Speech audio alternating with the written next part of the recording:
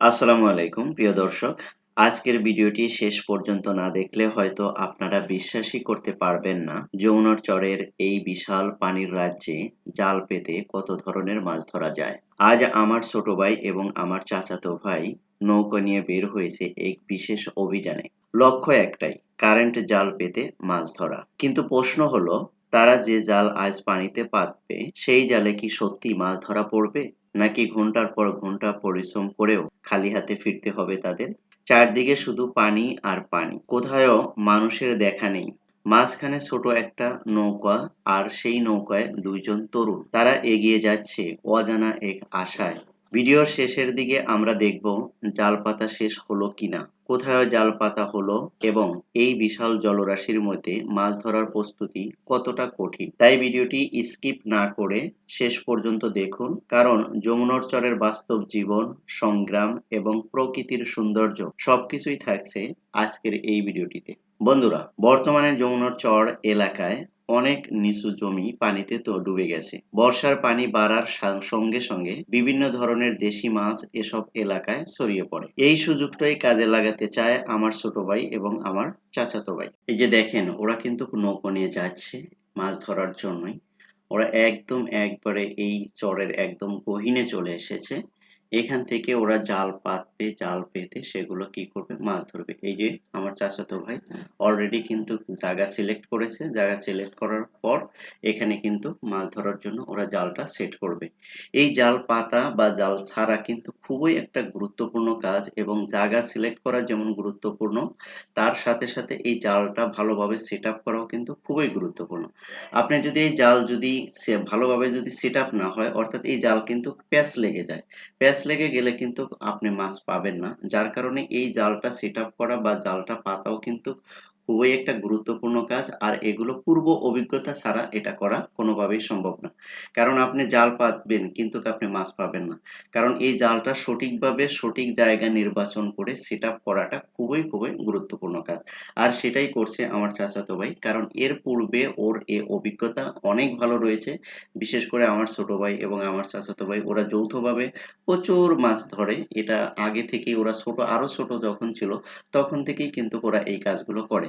এই যে দেখেন, যেই জায়গা দিয়ে জালগুলো সেট আপ করছে, ওরা একটা বিশেষ জায়গা সিলেক্ট করছে, কারণ এই জায়গা দিয়ে মাছ যাতায়াতের রাস্তা, এবং মাছগুলো এই জায়গায় বেশি নড়াচড়া করে থাকে। যার কারণে ওরা কিন্তু এই জায়গাটা সিলেক্ট করেছে। এই যে দেখেন, মাঝে মাঝে জাল কিন্তু প্যাঁচ লেগে যাচ্ছে। এগুলো কিন্তু খুব সুন্দরভাবে ছাড়িয়ে খুব সুন্দর করে সেট আপ করছে ও। আর আমার ছোট ভাই নৌকা থেকে এটা কিন্তু কি করছে। তে আসলে আমি আপনাদেরকে যেটা বোঝাতে চাচ্ছি, যে যমুনার চরের যে মাছ ধরা, এটা আমরা যতটুকু দূর থেকে দেখে মনে করি সহজ, আসলে কিন্তু ততটা সহজ নয়। এটা যতটা দেখতে সহজ তার চেয়ে বেশি কঠিন। এই জালগুলো সেট আপ করা এবং সঠিক জায়গা নির্বাচন করা, এবং যমুনার চরে কোন কোন জায়গায় মাছ বেশি নড়াচড়া করতে পারে বা মাছ বেশি পাওয়া যেতে পারে, এটাও কিন্তু আপনার পূর্ব অভিজ্ঞতা ছাড়া আপনি কিন্তু এটা করতে পারবেন না। আর সেটাই ওরা করছে। দেখেন, চতুর্দিকে কিন্তু পানি আর পানি, আপনি যেদিকে তাকাবেন এটা একটা বিশাল একটা বিলের মতন তৈরি হয়েছে। আর এখানে প্রচুর পরিমাণ মাছ কিন্তু এখন এসেছে, বিশেষ করে দেশি মাছ। ঠিক আছে, এই যে আমার চাচাতো ভাই ও এক গাছ জাল কিন্তু কি করেছে, এই যে আবার আরেক গাছ জাল নিয়ে যাচ্ছে। অর্থাৎ ও যেখানে জায়গাটা সিলেক্ট করেছে এই জায়গাটা একদম একবার পুরো ঘেরাও করে দিবে।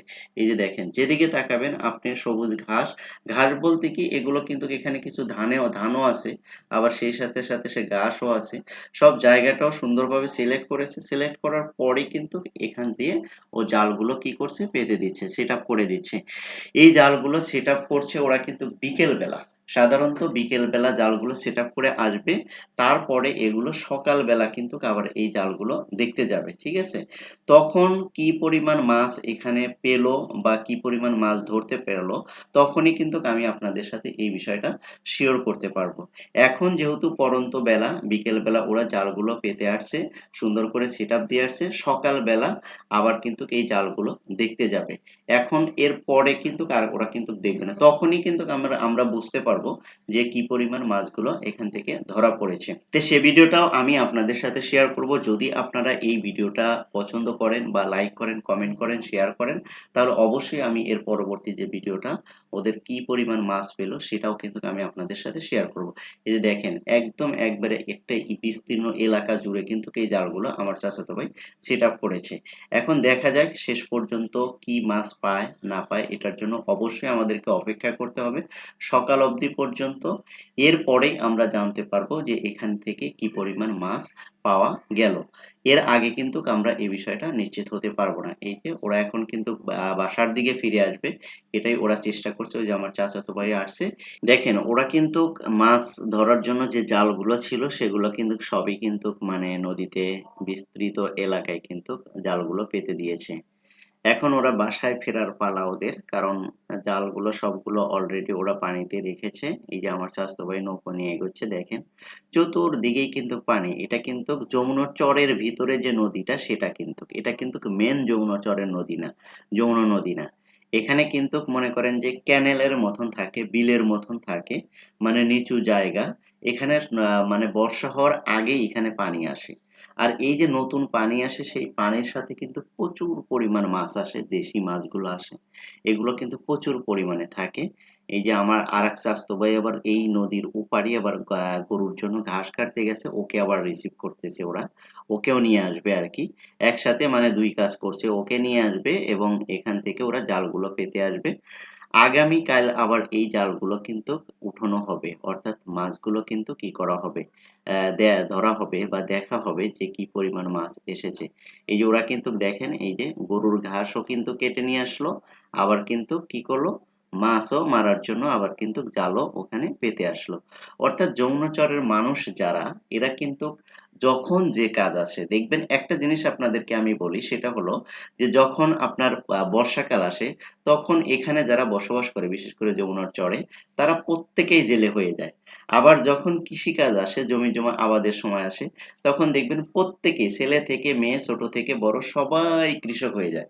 আবার যখন ফসলগুলো কাটার সময় আসে, দেখবেন ছেলে থেকে মেয়ে এবং ছোট থেকে বড় প্রত্যেকেই কি হয়ে যায়, কামলা হয়ে যায়। অর্থাৎ এখানকার মানুষের জীবন যে এত বৈচিত্র্যপূর্ণ, আপনি যদি এদের সাথে না থাকেন বা না কাছ থেকে যদি না দেখেন তাহলে আপনি কল্পনাও করতে পারবেন না যে এদের লাইফে এতটা বৈচিত্র্যপূর্ণ। যমুনা চরের মানুষকে আমি কাছ থেকে যত দেখেছি আমার কাছে ততই অদ্ভুত লাগে যে এখানে যে সময় আসে ওই সময়ের সাথে তারা খুব সুন্দর করে নিজেদেরকে কি খাপ খাইয়ে নিতে পারে এবং মিলিয়ে নিতে পারে। তাদের কোনো কাজের প্রতি কোনো অনীহা নেই এবং কোনো পেশার প্রতি তাদের কোনো একটু নেই। যে সময় আসবে ওই সময়ের সাথে, অর্থাৎ সিজনের সাথে সাথে নিজেকে তারা অ্যাডজাস্ট করে নিয়ে যায়। যমুনা চরের মানুষের জীবনযাপন সত্যি একটি অদ্ভুত। আমি যত দেখেছি ততই আমার কাছে ভালো লেগেছে। তাই আজকের এই ভিডিওটা এ পর্যন্তই রাখতে চাচ্ছি। যদি আমাদের এই ভিডিওগুলো আপনাদের ভালো লাগে তাহলে অবশ্যই লাইক করবেন, কমেন্ট করবেন এবং আমাদের চ্যানেলটি সাবস্ক্রাইব করে আমাদের পাশে থাকবেন। আল্লাহ হাফেজ।